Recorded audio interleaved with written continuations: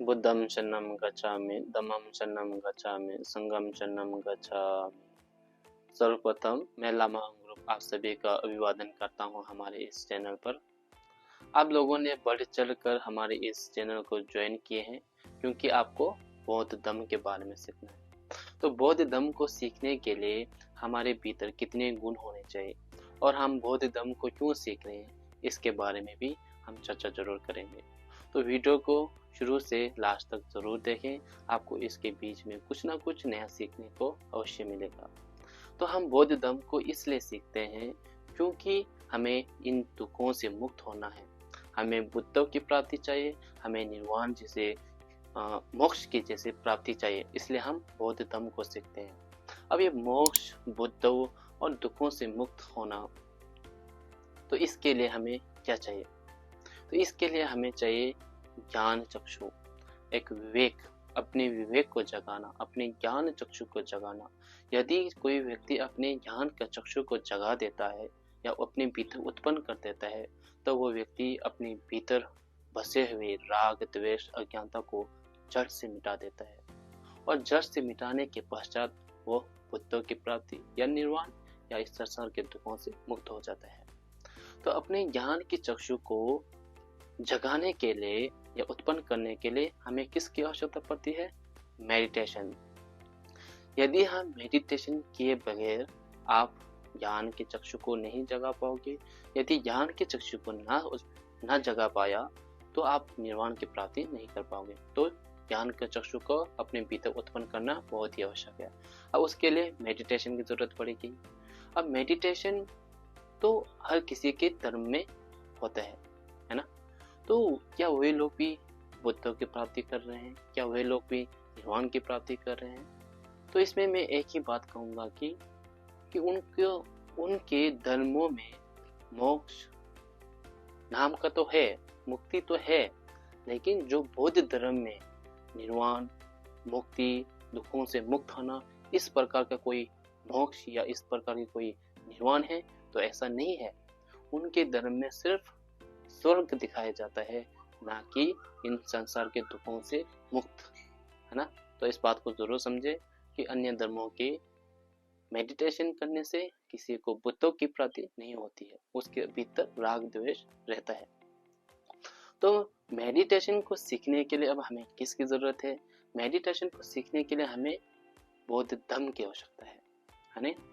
जब हम बौद्ध धम्म को अच्छे से सीखेंगे, अच्छे से समझेंगे और अपने जीवन में उसको जोड़ेंगे या अपने जीवन में उसका जो नियम है उसको लागू करेंगे, तभी हम मेडिटेशन कर पाएंगे। अब बौद्ध धम्म को सीखने के लिए हमारे भीतर कितने प्रकार के गुण होने चाहिए? सबसे पहला है सुनना। जब भी कोई भी भिक्षु या उपासक हो, है ना, यदि आपको बौद्ध धम्म के बारे में सिखा रहा हो, तो सबसे पहले उसको ध्यान से सुनना जरूरी है और उसको गहरे से सुनना जरूरी है कि वो उपासक या वो भिक्षु क्या कह रहा है। ऐसा नहीं कि उस आपका शरीर वहाँ पे है लेकिन आपका मन किसी और जगह पे है, जैसे कि आपके माता पिता, करियर, जॉब, इंटरव्यू, बिजनेस, तो ऐसा नहीं चलेगा। आपका पूरा कंसंट्रेट उसके ऊपर होना चाहिए। अब उसके बाद उसको सुनने के बाद अब उसको रिवीजन करना पड़ता है, उसको याद में रखना पड़ता है कि हाँ, उस उपासक ने या उस भिक्षु ने ये कहा। अब बाद में क्या है, अब उसके ऊपर सोच विचार करना पड़ता है कि ऐसा क्यों कहा, है ना? खुद से प्रश्न पूछना पड़ता है कि ऐसा क्यों है। जब आप इस तरह के विचार करोगे तब आपको और सीखने की जिज्ञासा फैलेगी आपके अंदर, और बौद्ध धम्म को सीखने की जिज्ञासा फैलेगी। जब आप इस तरह के विचार करोगे ना, तब आपके भीतर इतने प्रकार के प्रश्न उठेंगे कि आप कमेंट में लिखते रहोगे कि गुरुजी ये क्या है, लामा ये क्या है ना? तो आप उसके आंसर खोजने में लग जाओगे। तो इस तरह की जिज्ञासा फैलनी चाहिए। जब आप उसके विचार करोगे तब उस विचार करने के बाद क्या है, उसको अपने जीवन में लागू करना है ना? उस विचारधारा के साथ अपने जीवन को व्यतीत करना है, अपने जीवन को जीना है। जब आप उस विचार के साथ अपने जीवन को जियोगे तब आप मेडिटेशन कर पाओगे, क्योंकि उसी जीवन जीने के आधार पर ही मेडिटेशन का राज छिपा होता है। तो अभी मैं मेडिटेशन के बारे में इतना कुछ नहीं कहूँगा, वो आने वाले समय में हम ज़रूर डिस्कस करेंगे। तो इन 3 चीज़ों इन कारणों के बारे में आपको पता होना चाहिए। सबसे पहला है अच्छे से सुनना, फिर उसको रिवीजन करना और उसके ऊपर विचार करना, और उसके बाद मेडिटेशन, और मेडिटेशन के बाद क्या आता है, हमारा ज्ञान चक्षु खुलता है, और ज्ञान चक्षु के बाद हम अपने राग द्वेष अज्ञानता को जड़ से मिटा देते हैं। फिर उसके बाद हम बुद्धों की प्राप्ति या निर्वाण की प्राप्ति करते हैं। अब पढ़ने में तो बहुत आसान है, लेकिन इसको सीखने में पूरा जीवन, अब अनंत जीवन लग जाता है।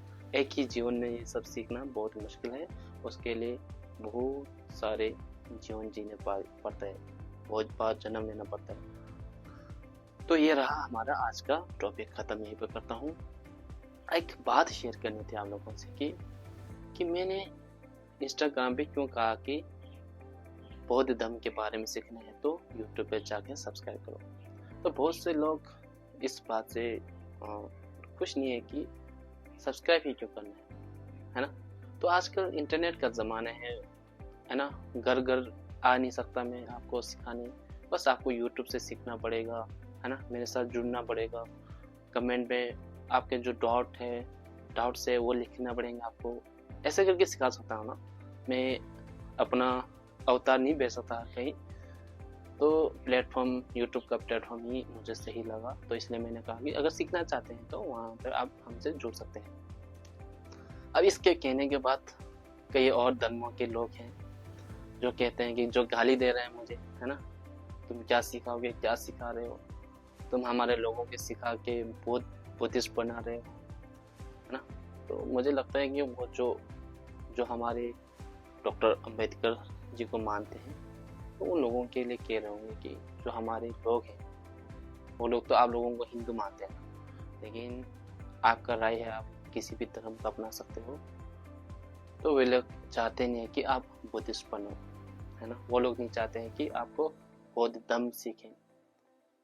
और मुझे कह रहे हैं कि है कर दूंगा, वो कर दूंगा, है ना। हालांकि मैंने वो सारा डिलीट कर दिया, उसको ब्लॉक कर दिया है, तो अभी आपको उपलब्ध नहीं है, इंस्टाग्राम में नहीं मिलेगा।